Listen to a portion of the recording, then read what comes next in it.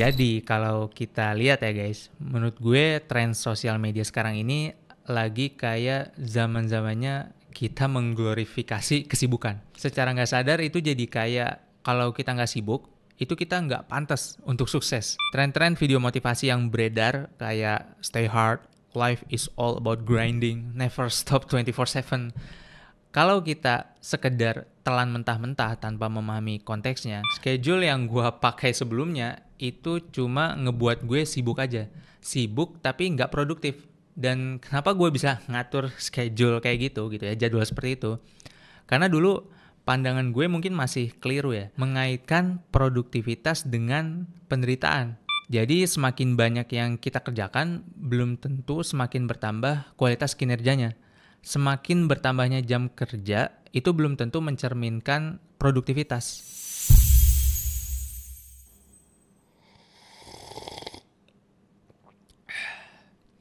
Syuting ditemani sama kopi, apalagi kalau bukan sharing santuy ya kan. Selamat datang di sharing santuy episode 5. Buat yang belum tahu, jadi emang di channel gue ini selain ngebahas tentang pengembangan diri, edukasi, dan hal-hal penting lainnya, gue sengaja ngadain sesi konten yang dinamakan sharing santuy. Dimana isi videonya itu emang ngomongin topik sesukanya gue gitu kan. Seputar ya pengalaman hidup, permasalahan-permasalahan umum anak muda, terutama umur 20-an dan Gen Z. Karena ya rata-rata audiens gue pun persentasenya banyak anak-anak Gen Z, dan gue juga masih masuk generasi Z. Atau bisa juga ya sharing-sharing tentang ya keresahan-keresahan gue sendiri juga ada lah. Dan kali ini gue ingin sharing dan membicarakan tentang sesuatu yang udah cukup mengganggu diri gue dalam bekerja, ngerjain tugas, yaitu toxic productivity. Ini kita bakal bahas sama-sama nih ya. Jadi kalau kalian ada pandangan atau pendapat lain, langsung aja feel free tulis di kolom komen. Seperti biasa, jadi awal kita akan mulai dari membahas masalah utamanya dulu, membahas si toxic productivity ini, kenapa bisa dibilang toxic, dan apa perbedaannya sibuk dengan produktif, biar kita nggak salah paham dengan konteks yang akan kita sama-sama angkat di sini. Abis itu masuk ke bagian pengalaman, bagaimana caranya gue bisa menghandle masalah itu, karena jujur ya, menurut gue kalau kita nggak bisa menyikapi suatu sikap produktif itu dengan baik, kita bisa terlalu menyiksa diri dan nggak nyaman. Tapi di sisi lain ada juga kalau kita nggak memahami bagaimana caranya balance yang benar, itu ngebuat kita jadi orang yang bisa bermalas-malasan, menjadi orang pemalas dengan berlindung di balik kata work-life balance.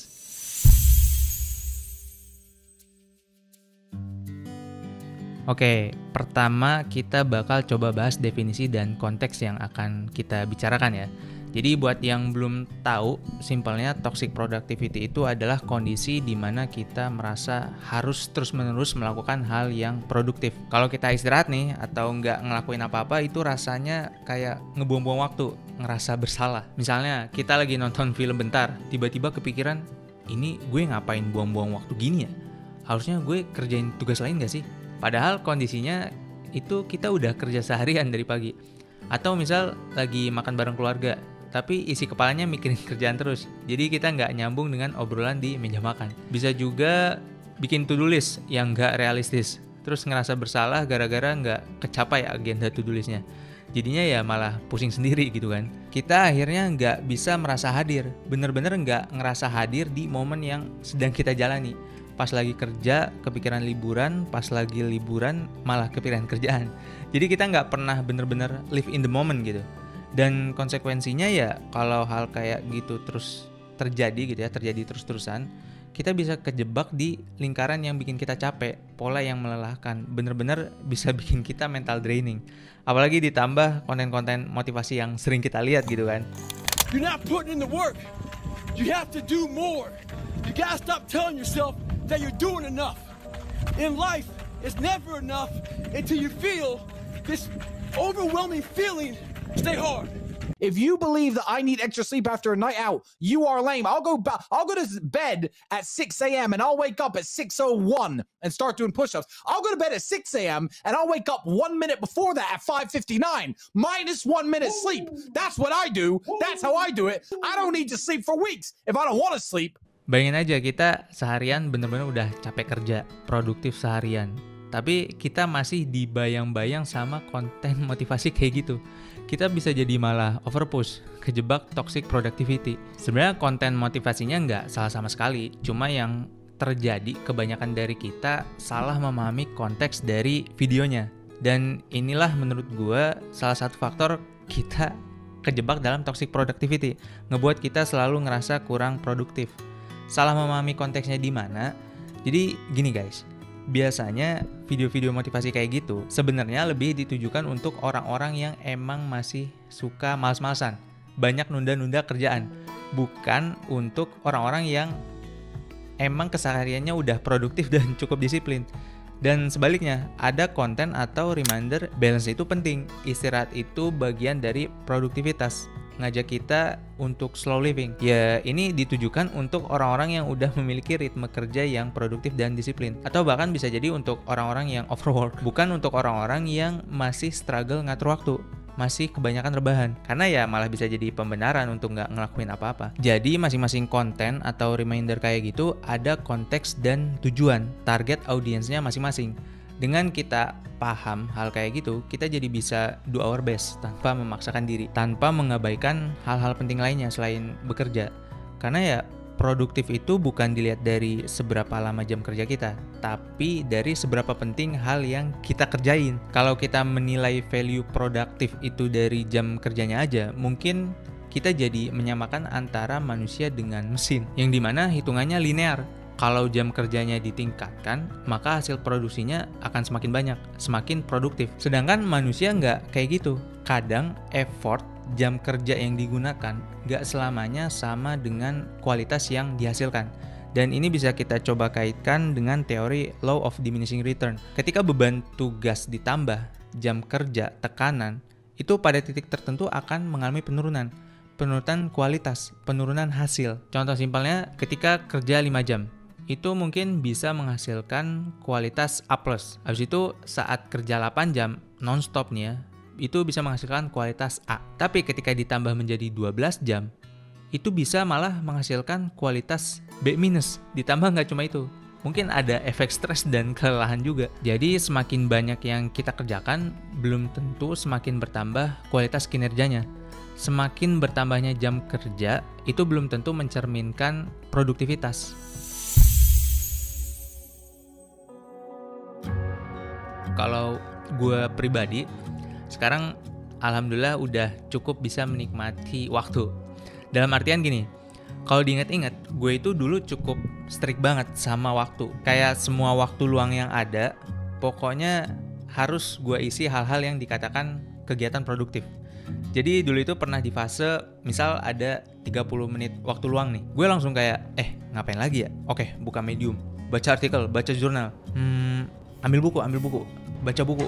Pokoknya otak harus terus diisi. Kalau lagi di jalan, perjalanan naik motor, sayang banget nih kalau cuma dipakai buat dengerin musik. Harus sambil dengerin podcast yang daging, yang bermanfaat. Lagi makan juga sama, itu harus sambil dengerin podcast.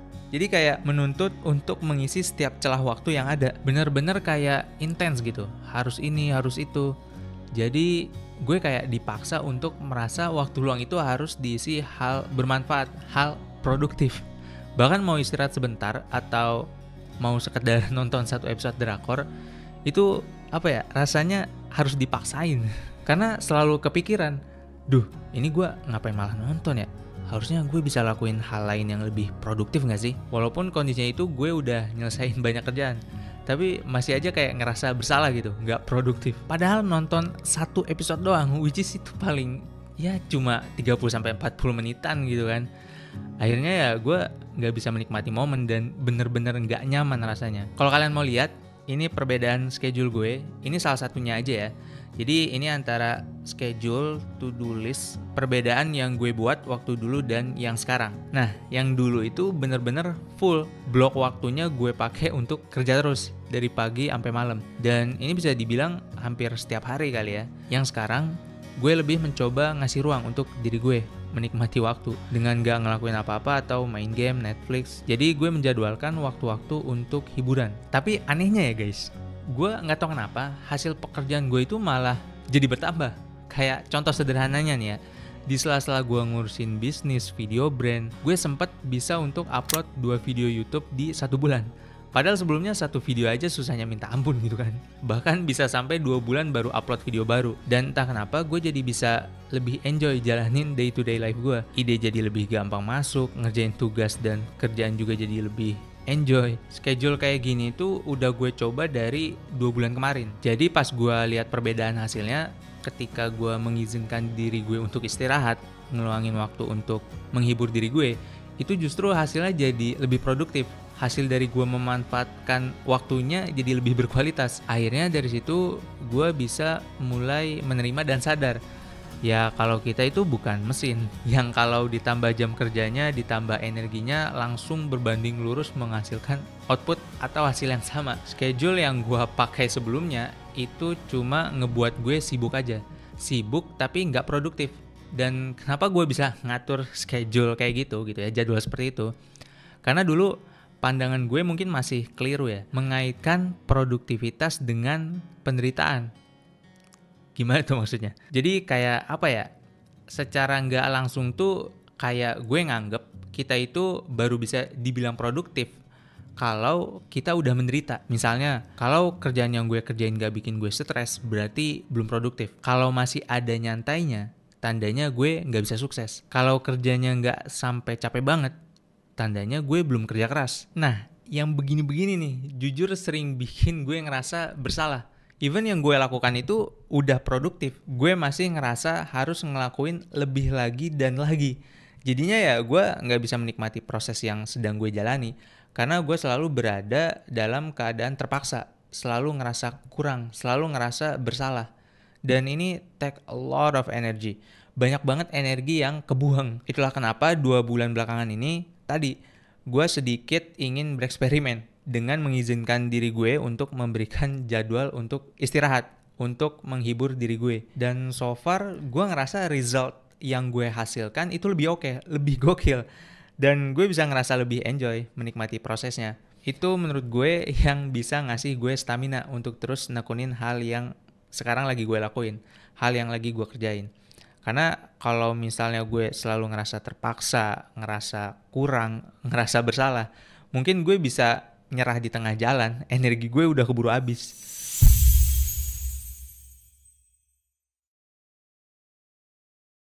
Jadi kalau kita lihat ya guys, menurut gue tren sosial media sekarang ini lagi kayak zaman-zamannya kita mengglorifikasi kesibukan. Secara nggak sadar itu jadi kayak kalau kita nggak sibuk, itu kita nggak pantas untuk sukses. Tren-tren video motivasi yang beredar kayak stay hard, life is all about grinding, never stop 24/7. Kalau kita sekedar telan mentah-mentah tanpa memahami konteksnya, ya itu tadi, kita bisa jadi overpush. Loopnya itu kan seringnya kayak gini ya. Awal kita ngeset standar yang nggak realistis, to-do list yang bejibun.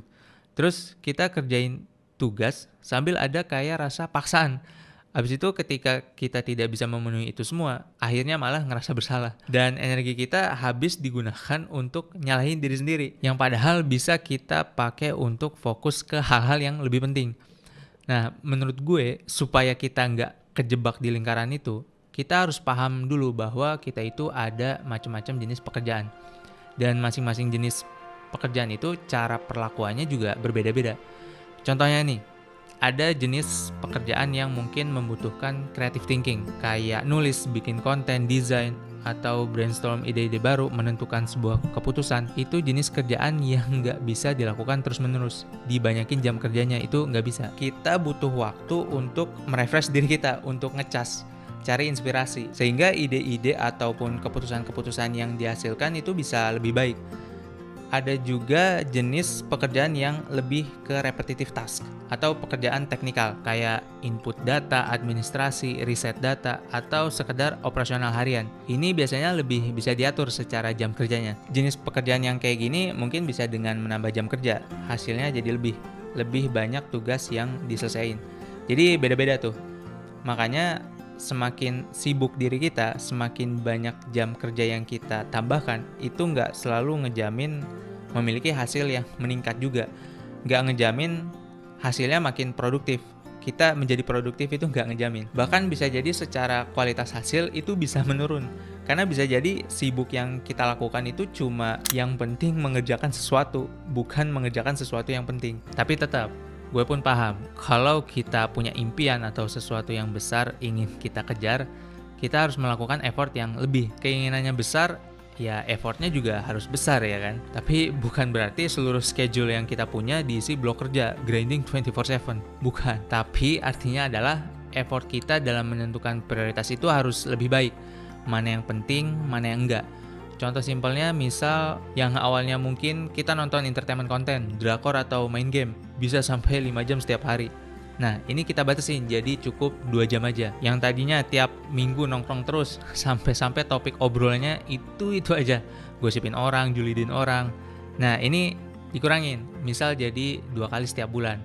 Waktu nongkrongnya tetap ada, tapi ya isinya mungkin jadi lebih berkualitas. Jadi tetap ada hal yang harus dikorbanin. Mengurangi waktu mainnya, waktu nongkrongnya. Tapi bukan berarti kita ngilangin itu semua. Ngeblok seluruh schedule waktu dari pagi sampai malam untuk kerja doang. Nih, bayangin ya guys. Gue ada analogi bagus nih untuk topik ini. Jadi bentuk analoginya gini. Bayangin ada orang yang terus-terusan ngisi gelas yang udah penuh. Airnya nggak nambah ke dalam gelas, tapi malah tumpah dan bikin sekitar meja itu jadi kotor. Nah, sama kayak kerja yang dipaksa terus-terusan. Hasilnya ya nggak nambah, tapi yang ada malah berantakan. Jadi sesekali kita harus bisa menikmati waktu yang ada. Supaya apa? Supaya bisa kita isi kembali. Supaya hasil kerjaan kita nggak berantakan. Nggak bikin kita buang-buang energi. Yoi, keren nggak analogi gue? Udah lah ya. Analogi barusan kita jadiin sebagai penutup hidangan video kali ini. Kalau kalian pengen ikut sharing juga, ada cerita unik, pengalaman atau pandangan kalian tentang toxic productivity ini, tulis aja di kolom komen biar bisa saling berbagi satu sama lain, dapat insight sudut pandang baru. Dan next videonya mungkin gue bakal bikin bedah buku lagi. Tapi belum pasti ya, baru kayaknya aja sih. Karena ada satu buku yang cukup asik nih menurut gue untuk kita bahas sama-sama. Intinya ya cukup sampai di sini dulu video sharing santuy episode 5-nya. Terima kasih yang udah nonton video ini sampai habis. Semoga bisa bermanfaat untuk kita semua and see you in the next video. Dadah.